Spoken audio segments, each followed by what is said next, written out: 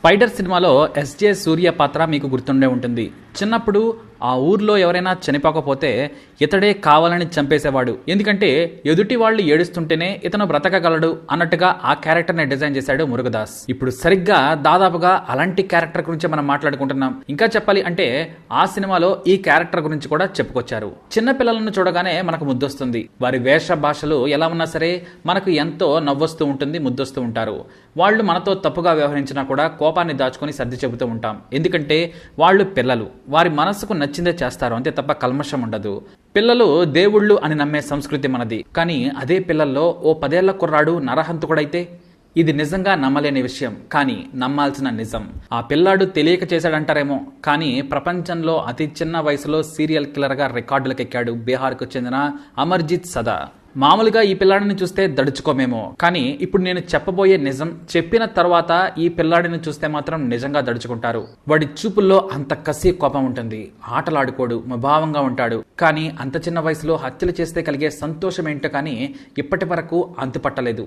వాడి మనస్తత్వాన్ని చదివేందుకు మన దేశంలోని సైకాలజిస్టులే కాదు, అమెరికా, మెక్సికో నుంచి కూడా నిపుణులు ఇక్కడికి వచ్చారు వెతుక్కుంటూ. బీహార్లోని బెగుసరాయ్ గ్రామానికి చెందిన ఒక నిరుపేద కుటుంబంలో పుట్టాడు అమర్జిత్ సదా. తమ పేర్లు బయట పెట్టొద్దని అతని తల్లిదండ్రులు అప్పట్లో బ్రతిమలాడితే ఏ మీడియా కూడా వారి పేర్లు వ్రాయలేదు. సదాతో పాటు వారికి 2 కూతుళ్లు కూడా ఉన్నారు. ఒకరి వయసు 5 ఏళ్లు, మరొకరి వయసు 2 ఏళ్లు.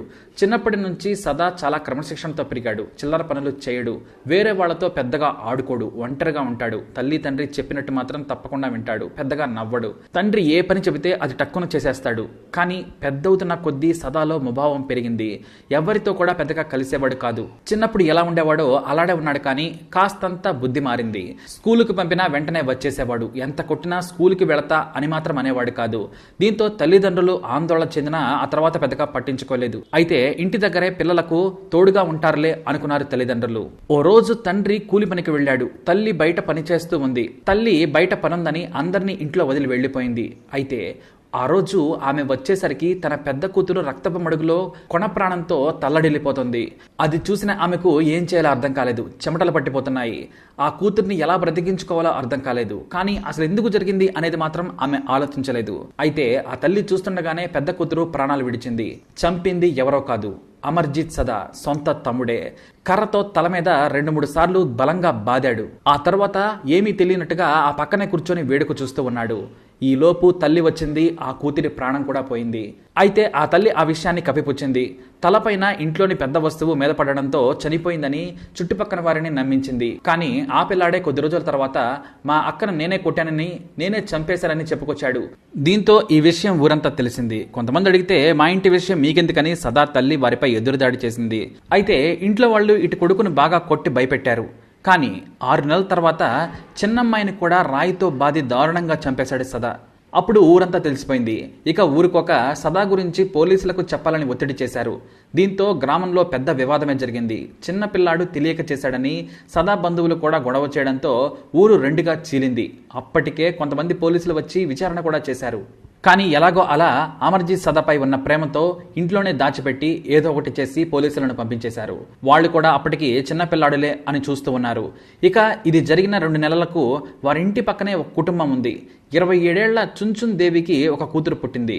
పెళ్ళైన 5 ఏళ్లకు కూతురు పుట్టడంతో ఎంతో ప్రేమగా చూసుకునేది. ఖుష్బు అని పేరు కూడా పెట్టుకొని ఎంతో మురిసిపోయింది.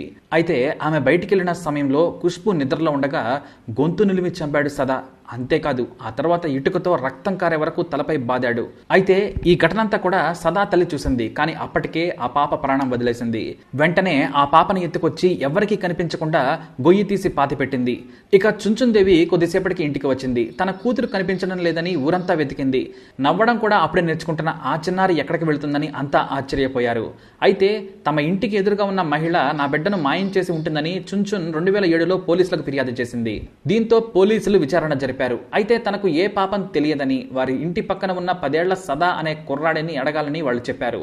దీంతో పోలీసులు సదాను ప్రశ్నించగా నేనే చంపేశా, మా అమ్మ గొయ్యి తీసి పాతిపెట్టిందని చెప్పాడు. ఒక్కసారిగా షాక్ అయ్యారు. అంత చిన్నపిల్లాడు హత్య చేశాడంటే ముందు పోలీసులు నమ్మలేదు. ఇటు సదా తల్లి కూడా తన ఇద్దరు బిడ్డలను తన 10 ఏళ్ల కొడుకు చంపాడని కన్నీళ్లు పెట్టుకుంది. ఎందుకంటే అప్పటిదాకా నిజాలన్నీ దాచింది. ఇక తట్టుకోలేకపోయింది. తన బాధ వెళ్ళగక్కింది. కేవలం ఏడాదిలో 3 హత్యలు చేశాడు సదా. అయితే పోలీసులు విచారణ జరుపుతుండగానే సదా మాయమయ్యాడు. వారి బంధువులే పంపించి ఉంటారనేది పోలీసుల అనుమానం. దీంతో సదా ఏమయ్యాడో ఎవ్వరికీ తెలియదు. 2007లో 3 హత్యలు చేసిన సదా ఇప్పుడు ఎక్కడున్నాడో ఎవ్వరికీ తెలియదు. అయితే చిన్నారి హత్యలో సదా తల్లికి జైలు శిక్ష పడింది. ఆ 10 ఏళ్ల చిన్నారిని జువెనైల్కు పంపించాలని ఉన్నతాధికారులు ప్రయత్నం చేసినా అతడు దొరకలేదు. ఒక టీంను ఏర్పాటు చేసినా సదా ఇంతవరకు దొరకలేదు. సదా మానసిక పరిస్థితి గురించి మీడియాలో చూసిన డాక్టర్లు ఆ గ్రామానికి వచ్చారు. మన దేశం నుంచే కాక అమెరికా, మెక్సికో నుంచి కూడా మానసిక వైద్యులు వచ్చి వివరాలు సేకరించారు. అంత చిన్న వయసులో హత్యలు చేసేంత కసి ఎలా వచ్చింది, అతని ప్రవర్తన ఎలా ఉండేదని వాళ్ళు పరిశోధన చేశారు. ఆశ్చర్యకరమైన విషయం ఏంటంటే సదా తండ్రి ఎంతో మృదు స్వభావి, ఎవరితోనూ గొడవ కూడా పెట్టుకోడు. తన జీవితం, తన బ్రతుకు మాత్రమే చూసుకునేవాడు. కానీ ఆ నేర ప్రవృత్తి అతని కొడుకు అమర్జిత్ సదాకు ఎందుకు వచ్చిందనేది ఎవ్వరికీ అంతు చిక్కలేదు. అయితే చిన్నపిల్లల్లో సైకోపాతిక్ ప్రవర్తన ఉంటుందని, దానిని గమనించి ముందే లొకేషన్ను మారిస్తే ప్రభావం చూపి మంచి మార్గంలో వెళతారని చెబుతున్నారు. 2007లో అంతర్జాతీయ పత్రికలో సదా హత్యలపై పెద్ద చర్చ జరిగింది. పిల్లల్లో మానసిక సమస్యలపై ఎంతో మంది తమ అభిప్రాయాలను చెప్పారు. అయితే ఆ మిస్టరీ సీరియల్ కిల్లర్ కిడ్ ఇప్పుడు ఎక్కడున్నాడు, ఏం చేస్తున్నాడు అనేది మాత్రం ఎవ్వరికీ తెలియలేదు. అతని కారణంగా ఆ కుటుంబమే చిన్నాభిన్నమైపోయింది. ఆ తల్లి జైలు శిక్ష కూడా అనుభవించింది. మొత్తానికి అమర్జిత్ సదా స్టోరీ ఇది. ఇప్పుడు ఎక్కడున్నాడు, ఏం చేస్తున్నాడు అనేది మాత్రం ఎవరికీ తెలియదు. మరి ఈ ఇన్ఫర్మేషన్ మీకు నచ్చినట్టయితే తప్పకుండా ఈ వీడియోని లైక్ చేయండి, షేర్ చేయండి, మా ఛానల్ని సబ్స్క్రైబ్ చేసుకోండి.